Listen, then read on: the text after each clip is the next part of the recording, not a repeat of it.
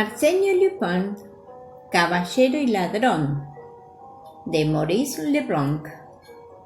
Novela policial en 8 capítulos. Capítulo 3. La fuga de Arsène Lupin, primera parte. Cuando Arsène Lupin, ya terminada su comida, sacaba de su bolsillo un magnífico cigarro puro, ornado con un anillo dorado, y lo examinaba con la complacencia, se abrió la puerta de la celda. No tuvo tiempo más que para echar el puro en un cajón y alejarse de la mesa. El guardia entró. Era la hora del paseo de los presos. «Ya te esperaba, mi querido amigo», exclamó Lupin, siempre de buen humor. Salieron. Apenas había desaparecido por el ángulo del pasillo cuando 2 hombres a su vez penetraron en la celda y comenzaron un examen minucioso de aquella. Uno era el inspector Ducy y el otro el inspector Folenfant. Pretendían poner un punto final a todo. No cabía duda alguna que Arsène Lupin conservaba sus relaciones con el exterior y mantenía comunicaciones con sus cómplices. Todavía, la víspera de Grand Journal publicaba estas líneas dirigidas a su redactor de tribunales. Señor, en un artículo aparecido en estos días, usted se ha expresado en relación conmigo en términos que nada podría justificar. Unos días antes de la iniciación de mi proceso, yo iré a exigirle cuentas de ello. Con mis saludos más distinguidos, Arsène Lupin. La escritura era efectivamente de Arsène Lupin, por consiguiente, aquel enviaba cartas, en consecuencia, también las recibía y, por tanto, era verdad que preparaba su evasión, anunciada por él en forma tan arrogante. La situación se hacía intolerable. De acuerdo con el juez de instrucción, el jefe de seguridad, señor Dudouis, acudió en persona a la prisión de la Santé para exponerle al director de la misma las medidas que convenía adoptar. Y después de su llegada envió a 2 hombres a la celda del detenido. Los 2 inspectores levantaron todas y cada una de las losas del piso, desarmaron la cama, hicieron todo cuanto es costumbre hacer en casos semejantes, y cuando acabaron no habían descubierto nada. Iban ya a renunciar a su investigación cuando el guardia acudió presuroso a ellos y les dijo: «¡El cajón! Miren ustedes en el cajón de la mesa. Cuando yo entré, me pareció que él estaba descansando». Miraron efectivamente y Ducy exclamó: «Por Dios, que esta vez ya lo hemos cazado al cliente». Folenfant le detuvo. «Un momento, hijo mío, el jefe hará el inventario. Sin embargo, este cigarro puro de lujo, deje el habano y avisemos al jefe».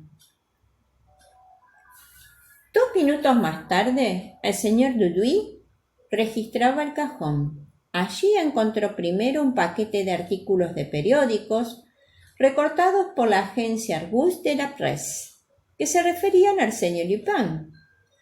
Luego, una bolsa de tabaco, una pipa, papel del llamado hoja de cebolla y, por último, 2 libros.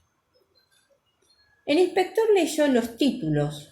Uno de ellos era El culto de los héroes de Carlyle, edición inglesa, y el otro un ejemplar magnífico con encuadernación de la época titulado Manual del Epíteto, traducción alemana, publicada en ley de 1634. Después de hojearlos, comprobó que todas las páginas estaban marcadas, subrayadas y anotadas. ¿Acaso se trataba de señales convencionales o bien eran sencillamente marcas de esas que revelan el fervor que se siente por la lectura de un libro? Ya veremos esos detalladamente, dijo el señor Dudouis. Inspeccionó la bolsa de tabaco y la pipa. Luego, tomando el famoso cigarro puro con anillo de oro, dijo: «Ah, caray. Nuestro amigo se trata a cuerpo de rey, un Henri Clet». Con ademán maquinal de fumador, se lo puso junto a la oreja y lo hizo crujir. E inmediatamente lanzó una exclamación. El puro se había aplastado bajo la presión de los dedos. Lo examinó con mayor atención y no tardó en observar algo blanco entre las hojas de tabaco. Delicadamente, con ayuda de un alfiler, sacó un papel enrollado muy fino. Apenas tenía el grueso de un palillo de dientes. Era una nota escrita. La desenvolvió y leyó estas palabras trazadas con menuda escritura de mujer. La cesta ha tomado el lugar de la otra.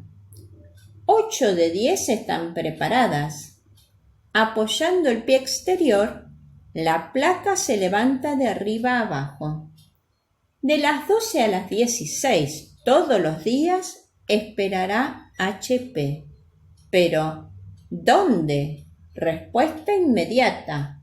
Estate tranquilo. Tu amiga vela por ti. El señor Dudouis reflexionó un instante y dijo: «Esto está suficientemente claro. La cesta, las 8 casillas, de 12 a 16 quiere decir de las 12 del mediodía a las 4 de la tarde. Pero, ¿y ese HP? ¿Qué esperará?» HP en este caso debe de significar automóvil. HP son las iniciales de horsepower en el lenguaje deportivo. Quiere decir los caballos de la potencia de un motor. ¿No es así? Un 24 HP es un automóvil de 24 caballos de fuerza. Se levantó y preguntó: ¿El detenido acababa de almorzar? Sí. Y puesto que no había leído todavía este mensaje, cual lo prueba el estado del cigarro puro, esto demuestra que acababa de recibirlo. ¿En qué forma? En sus alimentos, en medio del pan o de una patata, qué sé yo. Imposible. Se le autorizó a hacer que le traigan sus comidas solamente para hacerle caer en la trampa y hasta ahora nada hemos encontrado entre los alimentos. Esta tarde buscaremos la respuesta de Lupin. Por el momento manténgalo fuera de la celda. Voy a llevarle esto al señor juez de instrucción. Si él es de mi misma opinión, haremos fotografiar inmediatamente esta carta y dentro de una hora más usted podrá volver a meterlo en el cajón, además de estos objetos, un cigarro puro idéntico que contenga el mensaje original. Es preciso que el detenido no sospeche nada». No fue sin cierta curiosidad que el señor Dudouis regresó por la tarde a la oficina de la Santé, en compañía del inspector Lucy. En un rincón sobre una estufa había 3 platos, unos encima de otros. «¿Ya comió?» «Sí», respondió el director de la prisión. «Lucy, tenga la bondad de cortar en trocitos muy delgados esas tiras de macarrones y abrir ese panecillo». «¿Nada?» «No, jefe». El señor Dudouis examinó los platos, el tenedor, la cuchara y por último el cuchillo, que era de los de reglamento, con la hoja de punta redonda. Hizo girar a derecha e izquierda el mango del cuchillo. Hacia la derecha el mango cedió y se desprendió de la hoja. El cuchillo era hueco y servía de estuche a una hoja de papel. «¡Vaya!», exclamó. «No es un truco muy inteligente para tratarse de un hombre como Arsenio, pero no perdamos el tiempo. Usted, Yusi, vaya a realizar una investigación en ese restaurante». Y luego leyó: «Yo me confío a ti. HP seguirá de lejos cada día. Yo iré delante. Hasta pronto, querida y admirable amiga». «En fin», dijo el señor Dudouis frotándose las manos, «creo que el asunto va por buen camino. Un golpecito con el pulgar por parte nuestra y la fuga tendrá éxito. Al menos éxito bastante para permitirnos capturar a los cómplices». «¿Y si Arsenio Lupin se le escurre a usted entre los dedos?»,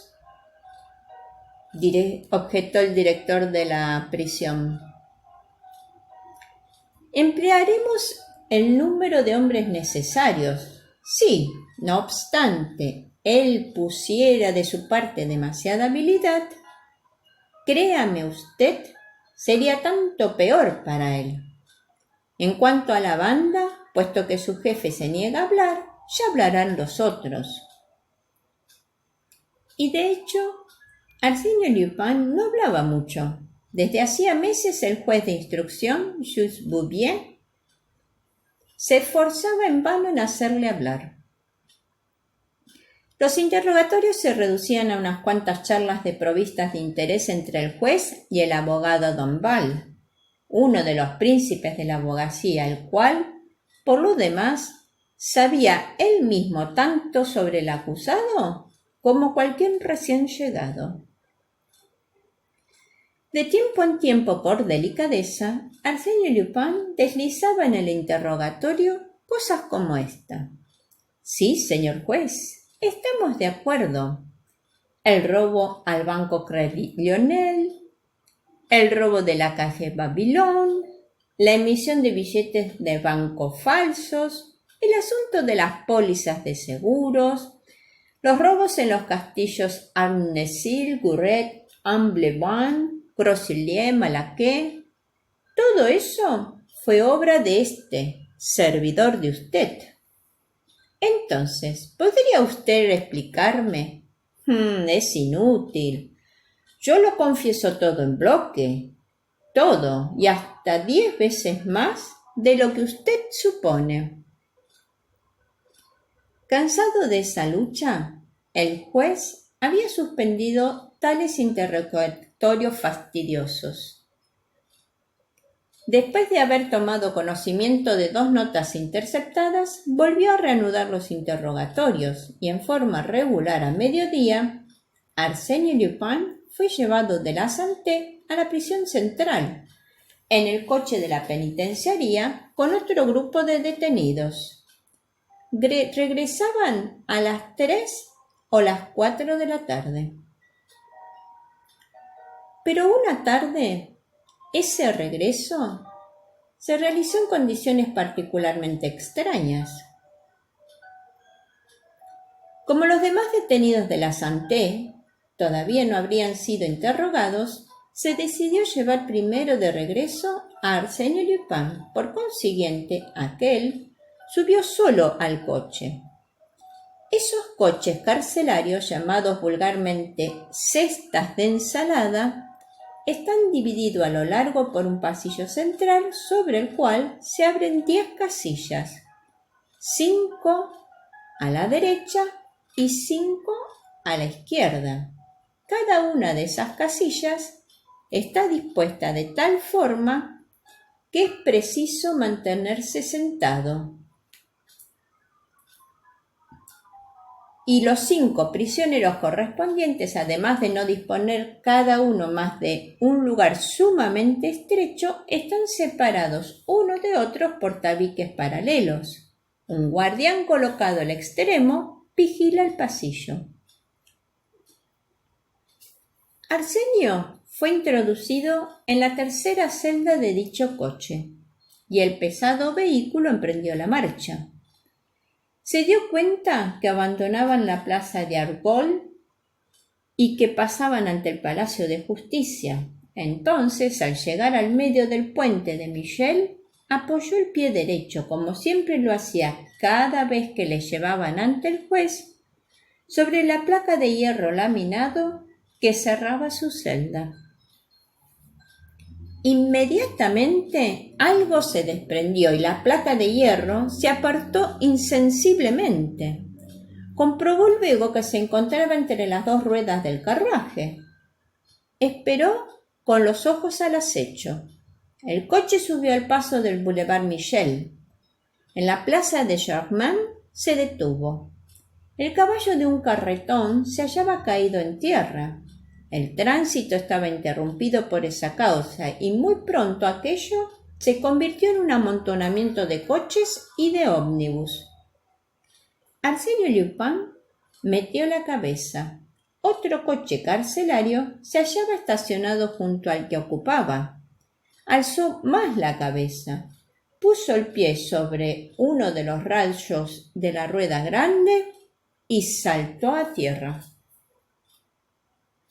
Un cochero lo vio, se echó a reír y luego quiso dar la voz de alarma, pero su voz se perdió entre el tumulto de vehículos que habían empezado de nuevo a ponerse en marcha. Además, ya Arsenio Lupin estaba muy lejos de allí. Había avanzado algunos pasos corriendo, pero sobre la acera de la izquierda se volvió, echó una mirada circular y pareció olfatear el viento como una persona que no sabe todavía bien qué dirección va a seguir. Luego, con resolución, metió las manos en los bolsillos y con el aire despreocupado de un paseante que deambula, continuó subiendo el bulevar. El tiempo estaba templado. Era una hora feliz y ligera del otoño. Los cafés estaban llenos de público. Se sentó en la terraza de uno de ellos. Pidió un vaso de cerveza y un paquete de cigarrillos. Vació el vaso a pequeños tragos. Fumó tranquilamente un cigarrillo y encendió luego otro. Por último, levantóse y le pidió al camarero que llamase al gerente. Acudió el gerente y Arsenio le dijo en tono suficientemente alto para que pudiera ser oído por todos.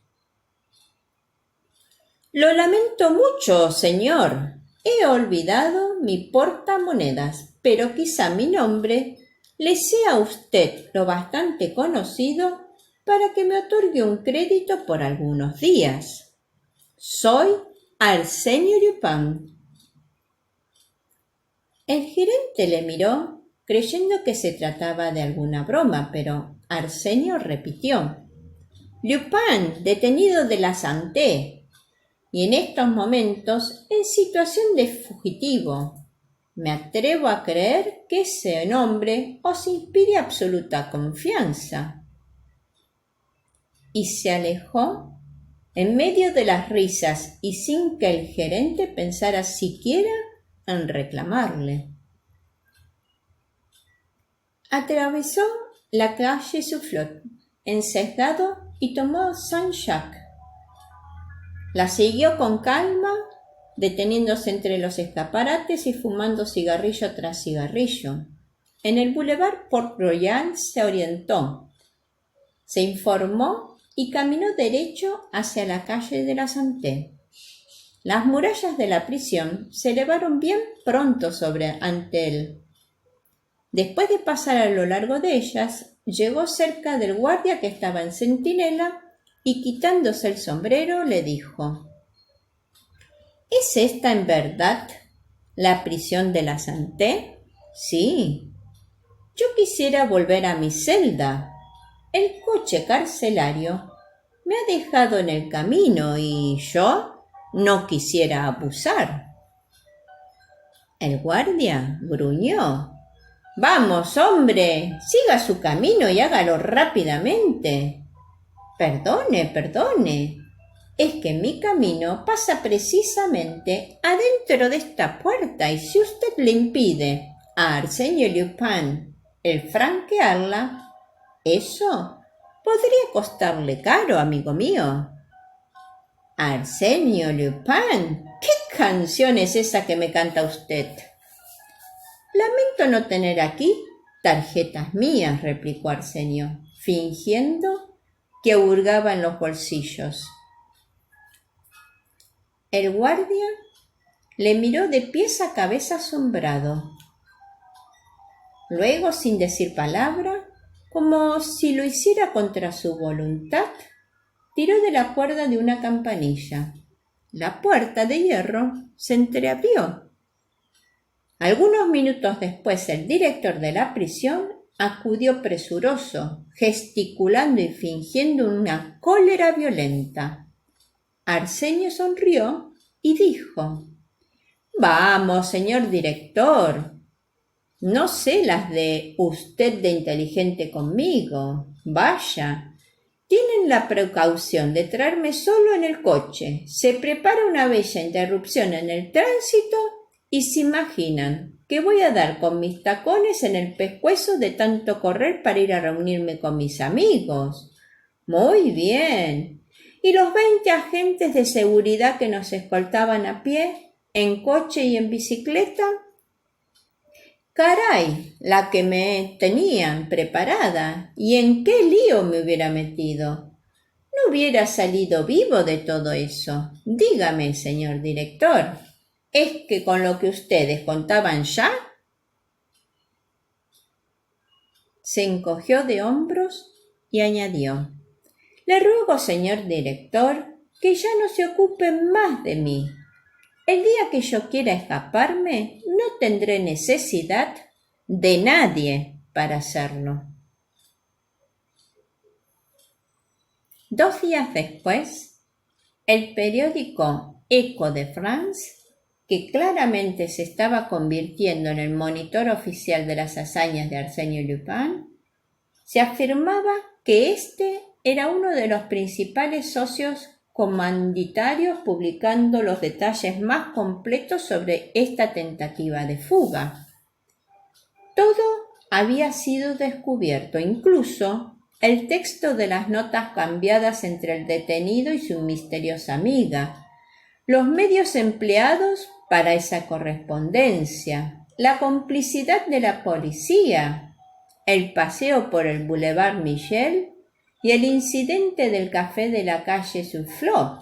Se sabía que las investigaciones del inspector Yussy entre los camareros del restaurante no habían dado ningún resultado y acababa de averiguarse, además, este hecho sorprendente que mostraba la infinita variedad de recursos que este hombre disponía.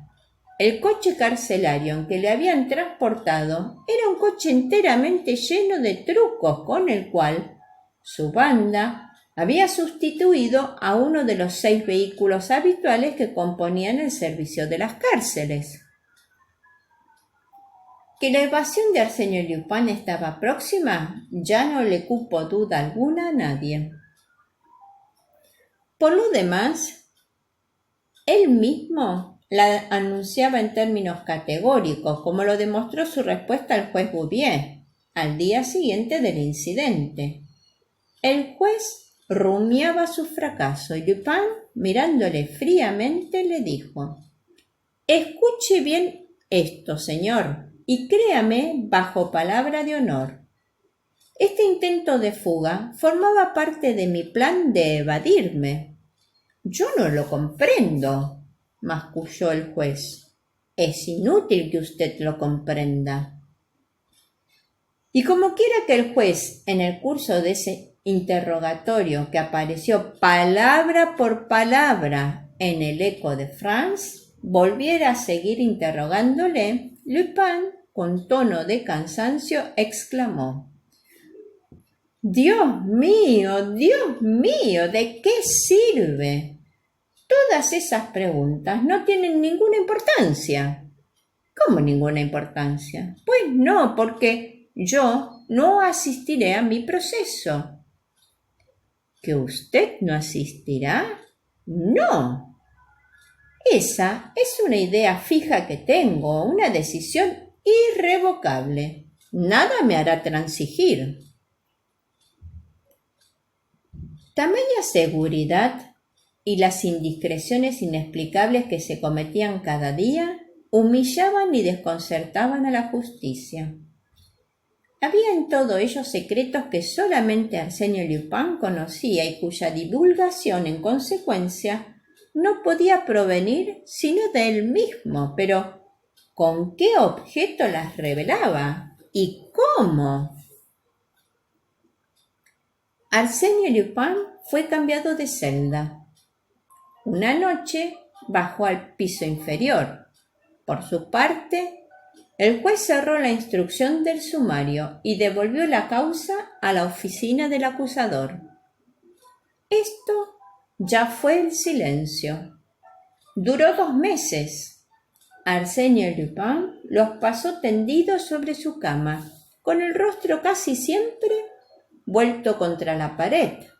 En cambio, ese cambio de celda parecía haberle abatido. Se negó a recibir las visitas de su abogado, apenas si cambiaba algunas palabras con sus guardias. Durante la quincena que precedió a su proceso, pareció reanimarse. Se quejaba de la falta de aire.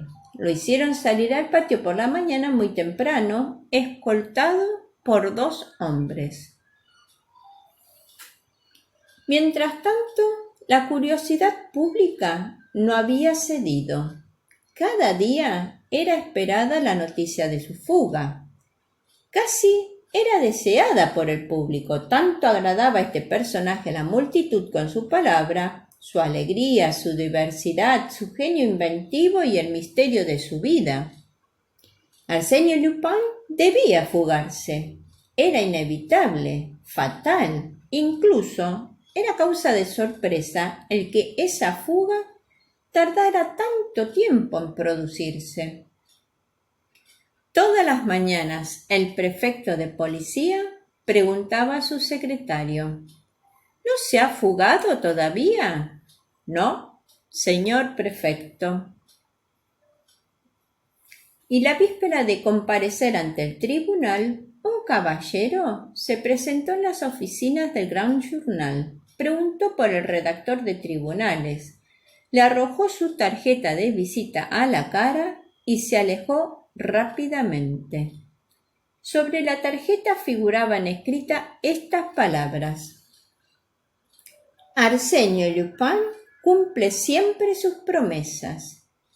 Fue bajo tales condiciones como se inició la vista de la causa. La afluencia de público fue enorme. No había nadie que no quisiera ver al famoso Arsène Lupin y que no saborease por anticipado la forma en que se mofaría del presidente del tribunal. Abogados y magistrados, cronistas y gentes mundanas, artistas y mujeres elegantes, el llamado todo París se apretujaba en los bancos de la audiencia. Llovía. En el exterior el día estaba sombrío. No se pudo ver bien a Arsène Lupin cuando los guardias le introdujeron en la sala. Sin embargo, su actitud lenta, la forma en que se dejó caer pesadamente sobre el asiento que le estaba destinado, su inmovilidad indiferente y pasiva, no previnieron al público en su favor. Varias veces su abogado, uno de los secretarios del famoso abogado Danville, por haber considerado indigno el papel al que se había visto reducido, le dirigió la palabra, pero Lupin inclinaba la cabeza y callaba. El secretario del tribunal leyó el acta de acusación y luego el presidente del tribunal dijo: «Acusado, levántese usted, diga su nombre, apellidos, edad y profesión». No habiendo recibido respuesta, repitió: «Diga su nombre, le he preguntado su nombre». Una voz gruesa y cansada masculló: «Poudrou, Desiderio». Se alzaron murmullos entre el público, pero el presidente tomó de nuevo la palabra. «Poudrou, Desiderio. Ah, muy bien. Como es aproximadamente el octavo nombre que usted se aplica y que sin duda es tan imaginario como los demás, nosotros atendremos, si usted no tiene inconveniente, al de Arsène Lupin, bajo el cual es usted más ampliamente conocido».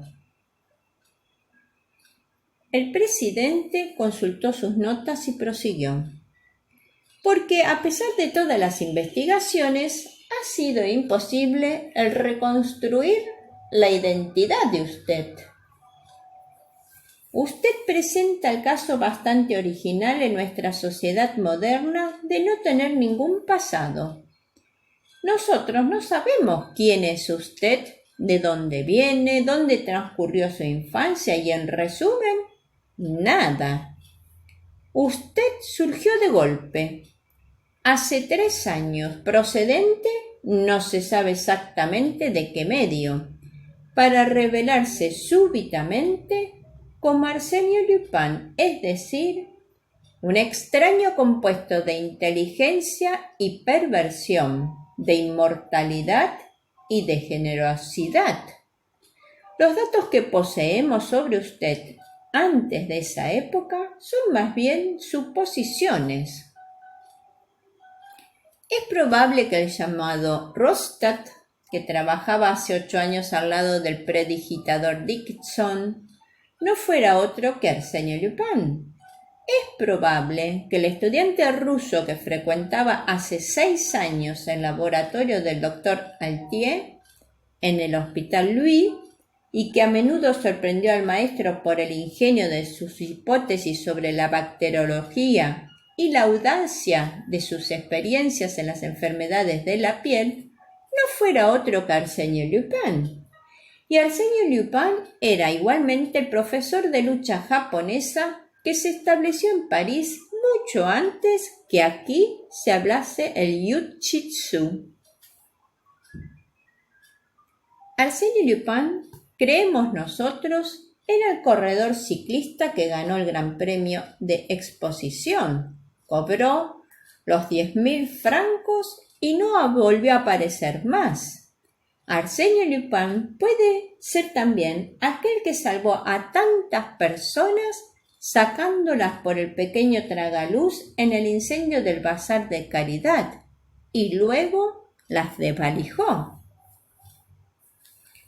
Y después de una pausa el presidente concluyó: «Así es esta época, que parece no haber sido más que una preparación minuciosa para la lucha que usted ha emprendido contra toda la sociedad. Un aprendizaje metódico en el cual usted llevaba al grado máximo su fuerza, su energía y su habilidad. ¿Reconoce usted la exactitud de estos hechos?» Durante este discurso el acusado se había balanceado de una pierna a otra con su espalda redonda y los brazos inertes. Bajo la luz, ya más viva, se observaron su extrema delgadez, sus mejillas hundidas, sus pómulos extrañamente salientes, su rostro color terroso, marcado con pequeñas manchas rojizas, y encuadradas por una barba desigual y rala. La cárcel lo había envejecido y ajado considerablemente. No se reconocía en él ya la silueta elegante y el rostro jovial de los cuales los periódicos habían publicado tan a menudo el simpático retrato. Se hubiera dicho que el procesado no había oído la pregunta que le había sido formulada. Por 2 veces le fue repetida. Entonces alzó los ojos, pareció reflexionar y luego, haciendo un esfuerzo violento, murmuró: «Voudrou, desiderio». El presidente se echó a reír y dijo: «Yo no me doy cuenta exacta del sistema de defensa que usted ha adoptado, Arsène Lupin. Si es la de representar el papel de imbécil y de irresponsable, allá usted. Por lo que a mí respecta, yo iré derecho al objetivo sin preocuparme de sus fantasías». Y seguidamente comenzó los detalles de los robos, las estafas y las falsedades a que se acusaban a Lupin. A veces interrogaba al acusado. Éste lanzaba un gruñido o no respondía nada. El capítulo narrado se ha terminado y por la chimenea se va tras los tejados. Fifi la Cuentacuentos agradece tu visita. Confía en que esta narración haya sido de tu agrado y te invita a suscribirse a su canal para que cada domingo de sus estrenos puedas disfrutar.